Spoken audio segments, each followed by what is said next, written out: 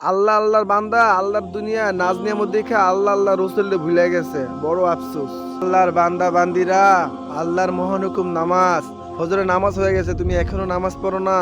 ভাই আমার, আল্লাহর দুনিয়ায় কোন নিয়ামতে তোমাকে আল্লাহর থেকে পাকড়া করছে? ফরজ হুকুম ছাইরা তুমি দুনিয়ায় টাকা পয়সা কামাইতেছো, এই টাকা পয়সা তো ভাই তোমার কবরে যাইতো না।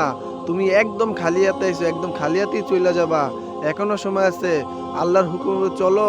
ফজরে নামাজ পড়ে কাজে বাইরে হইলো, এই ব্যক্তি রহমতের ঝান্ডা নিয়ে বাইরেলো। নামাজ না পড়ে কাজে বেরোলো, এই ব্যক্তি শয়তানের ঝান্ডা নিয়ে বাইরেলো। তোমাকে আল্লাহর দুনিয়ায় কোন নিয়ামতে আল্লাহর থেকে গাফেল করছে?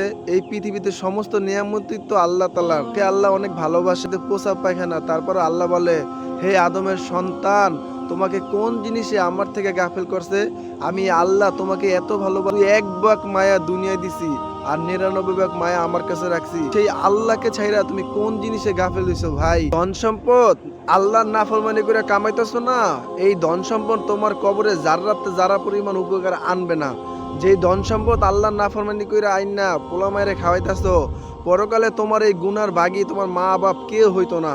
নিজের হিসাব নিজের দিতে, আল্লাহর হুকুম পুরা করে 500 টাকা কামাবা, এর ভিতরে আল্লাহ বরকত দান করবে। আর আল্লাহ নাফরমানি করে 5 লাখ টাকা কামাবা, দুনিয়াতে বরকত নাই, এই টাকা তোমাকে পরকালে জাহান্নামে নিয়ে যাবে।